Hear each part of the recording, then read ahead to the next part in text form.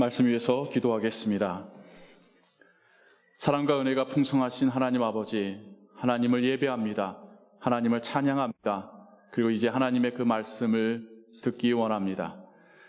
하나님께서 기록된 말씀을 통하여서 또한 성령 하나님의 그 조명하심을 통하여서 우리로 하나님의 뜻을 알게 하시고 또 그 뜻에 순종할 수 있도록 도와주시옵소서. 예수 그리스도의 이름으로 기도하옵나이다. 아멘. 우리는 지난주 엘리사의 이야기들을 또 히스기야 왕의 이야기들을 계속해서 들어가며 이스라엘의 그 왕조 시기에 있었던 일들을 들었습니다. 그리고 그 시기에 있었던 선지자 중에 대표적인 선지자인 이사야, 또 그를 통해서 하나님께서 주신 계시의 말씀으로서 이사야서의 한 부분을 오늘 우리가 함께 읽었습니다. 이사야는 우시야 왕, 그 다음에 요담, 아하스, 그리고 우리가 지난 시간에 들었던 히스기야 왕까지 그의 아들인 므낫세 왕의 그 초기까지 살며 사역했었던 50년 넘게 남유다에서 하나님 말씀을 대언했었던 선지자입니다.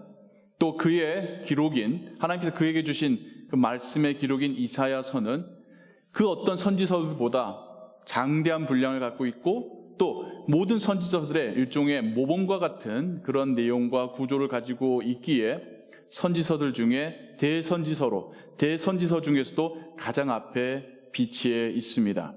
이사야서에는 예수 그리스도에 대한, 구원자에 대한 수많은 계시의 글들이 담겨져 있고 복음서에서도, 그리고 예수님 본인도 이사야서를 자주 인용하시곤 했습니다. 예수님께서 사역을 시작하시며 회당에서 읽으셨던 말씀도 이사야 선지서의 글이었습니다. 그렇듯 하나님께서 구약시대에 이사야라는 사람을 통하여서 마치 신약시대에는 바울을 통하여 또는 로마서를 통하여서 구원의 핵심에 대하여, 정수에 대하여서 알려주셨다고 한다면 구약의 기록들 가운데서는 단연 저는 이사야가 하나님께서 우리에게 주실 그 구원에 대하여 가장 깊이 있게 폭넓게 담고 있다라고 말할 수 있겠습니다. 역사 속에서 수많은 학자들과 설교자들이 즐겨 또 인용하고 사용하는 본문 중에 하나가 구약에서는 이사야 선지서이기도 합니다. 오늘 우리가 들은 부분은 이사야 6장입니다. 이사야가 하나님을 만나고 하나님으로부터 소명을 받는 장면이지요. 그러면 1장에 나와야 되는 거 아닐까요? 처음부터 이사야가 하나님께 소명을 받으면서 내가 하나님께부터 받은 바의 말씀은 이렇다라고 대언하는 그 기록이 뒤에 쭉 나오는 게 순서상 맞지 않을까요? 근데 1장부터 5장까지 이미 하나님께서는 이사야를 통하여서 유대 땅의 죄악에 대하여, 주변 나라들의 죄악에 대하여서 계속해서 경고하셨습니다. 하나님을 만난 이사야의 이때의 사건이 그의 사역의 시작으로 볼 것이 아니라 하나님께서 그를 통하여서 말씀하시는 장면으로 이해해야겠습니다. 이사야 6장을 이사야가 소명받았다라고 하는 타이틀로 우리가 타이틀을 정하고 읽다 보니까 마치 이게 처음 사역을 시작하면 하나님께부터 소명받은 것처럼 오해하게 만들더라는 것이죠. 이사야는 이미 그 땅의 죄악에 대하여 통감하고 있었고 가슴 아파하고 있었고 그 마음 가지고 하나님께 기도하러 성전에 올라왔다 하나님을 만나게 된 것입니다. 6장 1절에서 우시야 왕이 죽은 해라고 하는 시대적인 상황이 기록되어져 있습니다. 이사야는 우시야 왕 때부터 그 다음 왕까지 사역했었던, 그래서 우리 지난 시간에 히스기야가 죽게 되었을 때에 이 남유다가 아시라에 의하여서 포위됐을 때에 하나님은 이사야 선지자를 보내셔서 그 말씀을 대언하게 하신 사건을 보았었지요. 우시야 왕부터 히스기야 왕까지 이 4대 왕은요, 이스라엘 남유다 역사 속에서 화려한 전성기였습니다. 우시야 왕도 52년을 통치했습니다. 한 왕이 젊었을 때 왕위에 올라서 52년간 왕좌에 앉았다라고 하는 것은 많은 걸 의미합니다. 그 기간을 버텨낸 거예요. 그 기간 동안에 나라가 크게 대패한 적이 없는 겁니다. 한 사람의 통치가 일관되게 진행되면서 나라가 안정이 됐던 거고, 그래서 그 시간부터, 그리고 우시아뿐만 아니라 요담, 아하스, 히스기야까지 그래도 선한 왕으로 기록되어 있는, 하나님을 존중하고 또 하나님 예배를 힘썼던 왕들이고 하나님께서 축복하셨던 왕들입니다. 얼마나 전성기였겠어요. 특히 히스기야 때는 그 전성기의 절정이었죠. 근데 그때에 사역했었던 선지자 이사야에게는 그 상황들이 결코 좋게 보이지 않았다는 거예요. 어둠의 시기로 보였다는 겁니다. 계속해서 하나님으로부터 오는 계시는 회개하라, 돌아오라, 그런 계시였다라는 거예요. 세상은 평화로워 보이고 부유하고 침략당하지 않고 국방은 단단하고, 그럼에도 불구하고 사람들의 신앙은 오히려 하나님을 더 떠나고 더 풍요를 누리기 위해서 다른 신도 과감하게 섬기는 그런 시대였다는 겁니다. 우시야 왕의 조금 이야기를 더 드리자면 52년간 통치하다 보니까 참 잘했지만 마지막에 가서는 그도 이게 내 능력이야 라고 교만해지게 됩니다. 한 사람이 왕위에 52년을 앉아 있었으면 이제 이게 보통 사람이 아니게 되지 않겠습니까? 평범한 인간도 몇 년만 권력의 권좌에 앉아 있으면 사람이 변하는데요. 그 자리를 내려오지 않으려고 하는데요.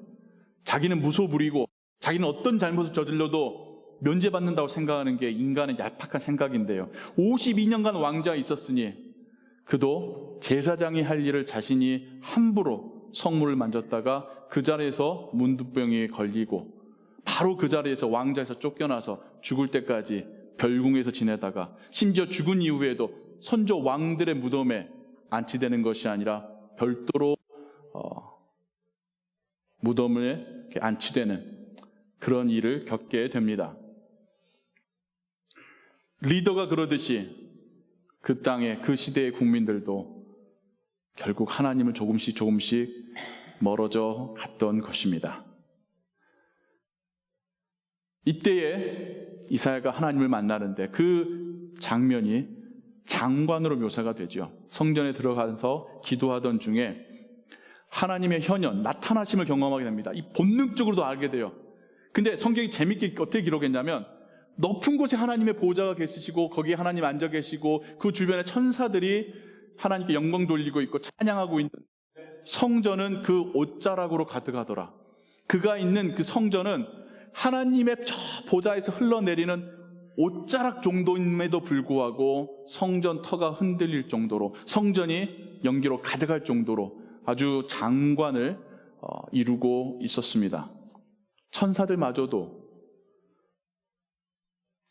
두 날개로는 얼굴을, 또 다른 두 날개로는 다리를 가리고 가운데 두 날개로 날고 있었습니다. 왜 얼굴과 발을 가리고 있었을까요? 그들마저도 하나님 앞에서 부끄럽고 두렵기 때문입니다. 천사들마저도. 그러니 이사야도 하나님의 높은 보좌가 인지되는데 차마 고개 들어서 보지 못할 정도로, 그러면서 그에게 찾아오는 두려움이 있죠. 하나님의 이 거룩함 앞에서 자신의 죄인됨을 깨닫게 됩니다.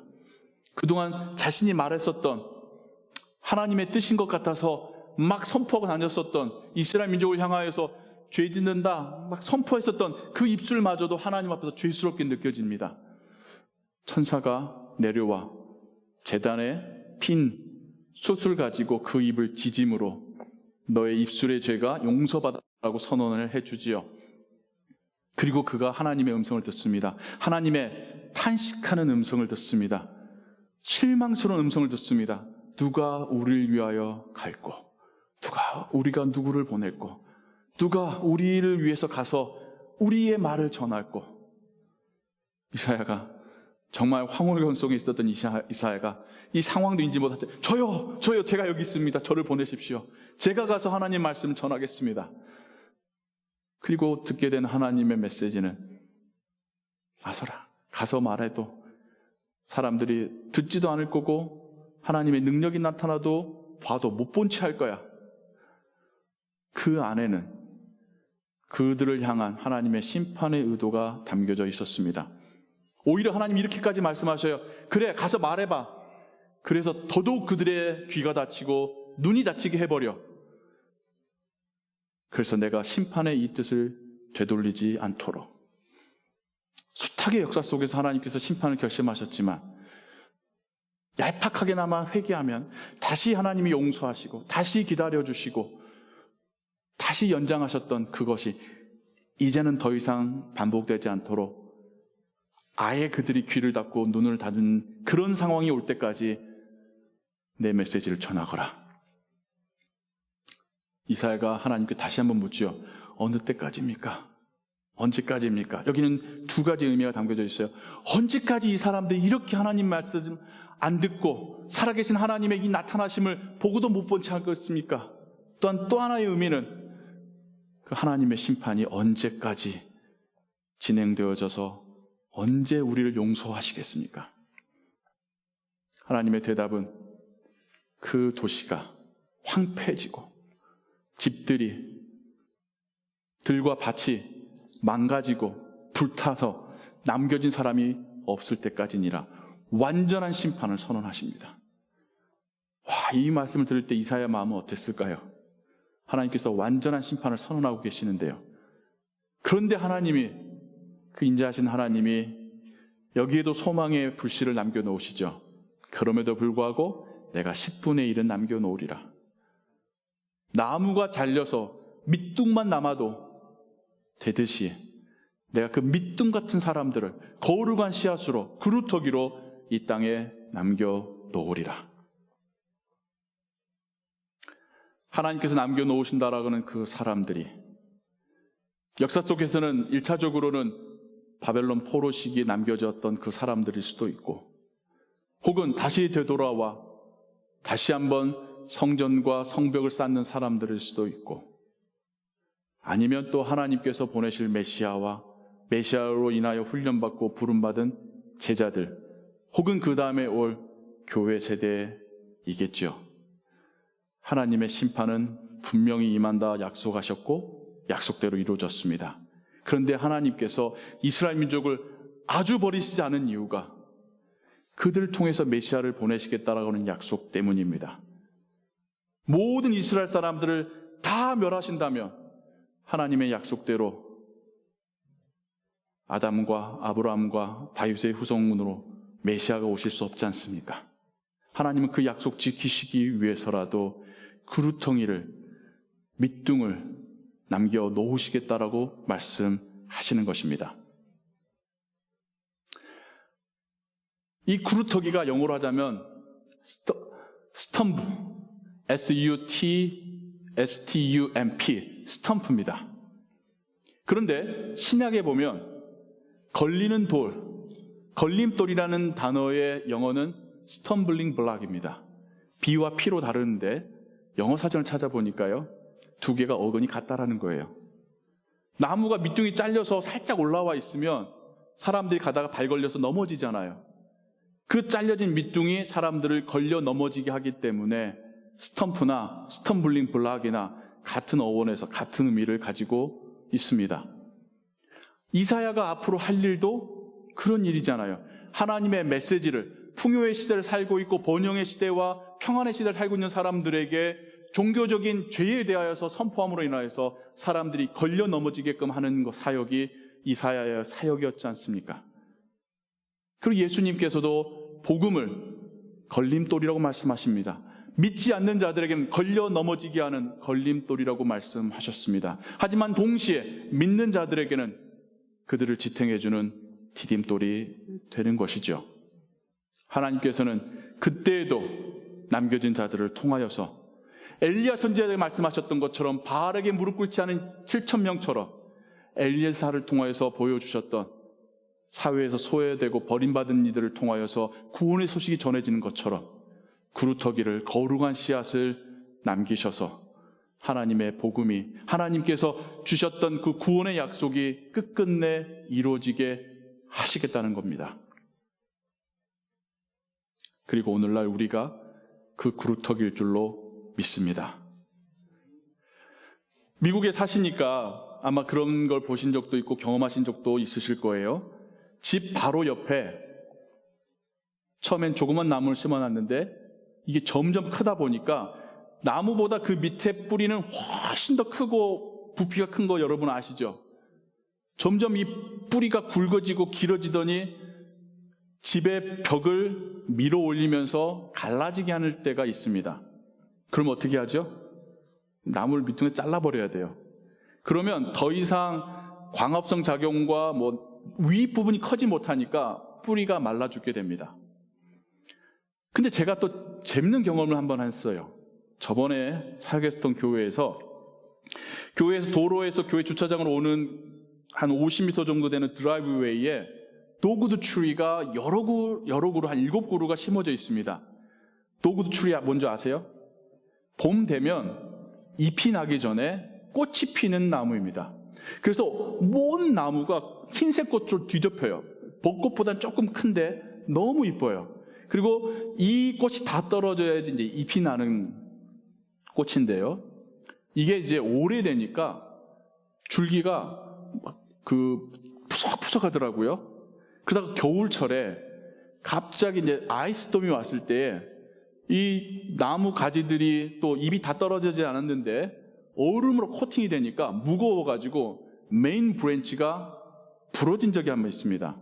아주 흉한 몰골이 됐죠. 그래서 그때 다 생각하기를 하도 나무가 오래돼서 이 비바람과 얼음을 이겨내지 못하고 부러졌구나.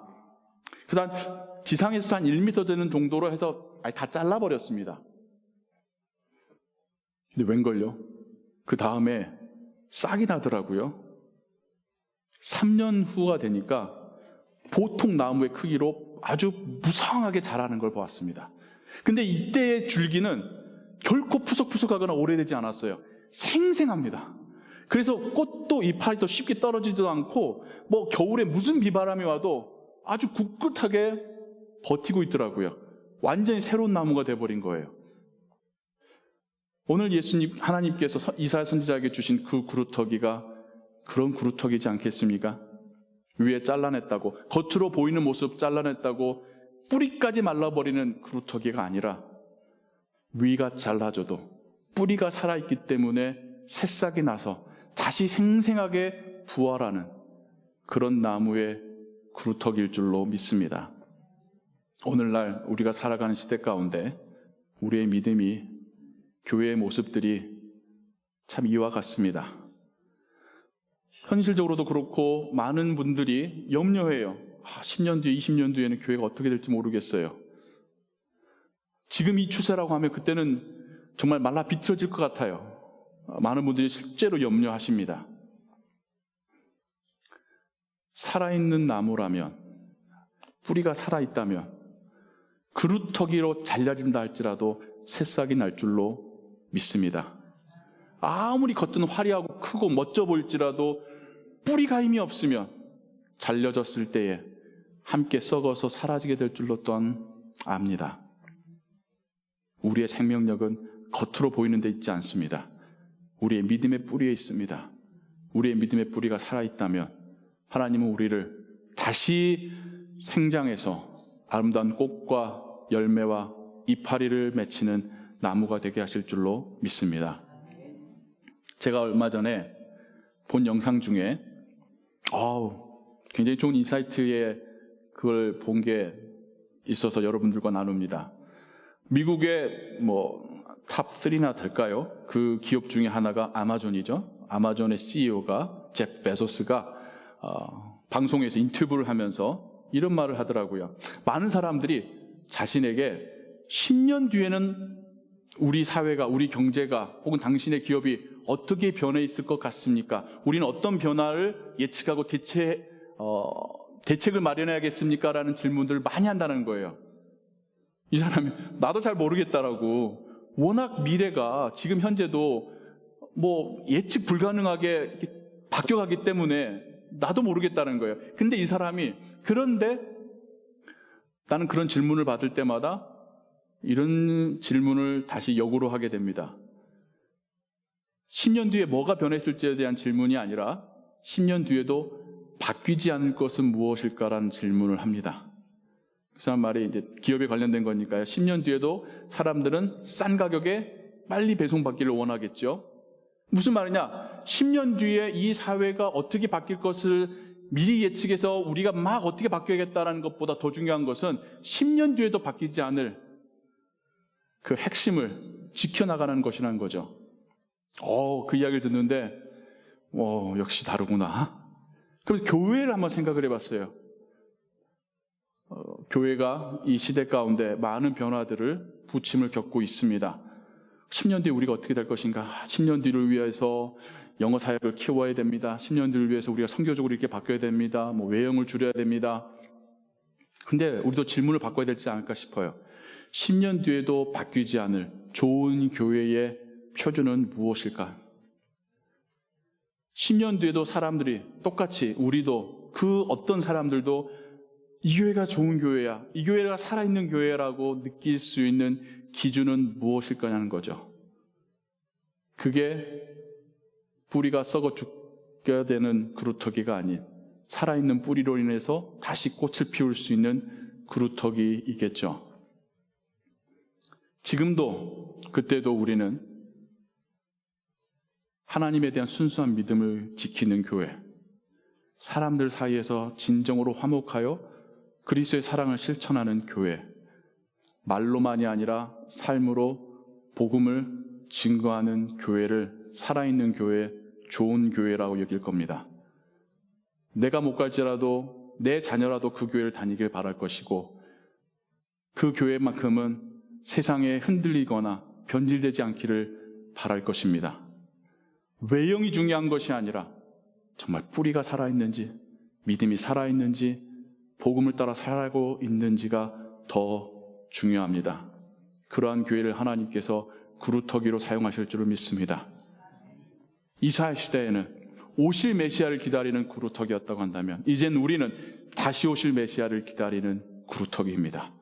하나님의 나라를 증거하고 보여주고 우리도 경험하고, 이 그루터기 위로, 다시 커진 나무 위로 많은 동물들이, 많은 사람들이 찾아와 함께 안식을 누릴 수 있는 그런 교회 되기를 소원합니다. 기도하겠습니다. 사랑과 은혜가 풍성하신 하나님 아버지, 어두운 시대 속에서, 물질 만능의 시대 속에서, 낙심과 실망과 분열의 시대 속에서 우리로 건강한 그루터기가 되게 하여 주옵소서. 비록 겉으로 보이는 모습은 작을지라도 우리 밑에 있는 믿음의 뿌리가 건강하고 든든하게 지탱하게 하여 주옵소서. 우리를 통하여 다시 잎이 나고 꽃이 피고 열매 맺게 하옵소서. 하나님의 나라는 결코 쇠하지 않는다는 것을 우리가 보여줄 수 있게 하여 주옵소서. 우리의 신앙이, 우리 공동체의 신앙이 그러하게 하여 주옵소서. 하나님을 증거하며 하나님을 인해 기뻐하며 감사하고 평안한 세상을 향하여서 빛을 비추어 어둠 속에서 길을 잃는 자들이 하나님께로 나오게 하는 그런 교회와 우리의 믿음이 되게 하여 주옵소서. 모든 것 주께 의지하오며 예수 그리스도의 이름으로 기도하옵나이다. 아멘. 우리 함께 일어나 하나님을 찬양하며 예물 드리겠습니다.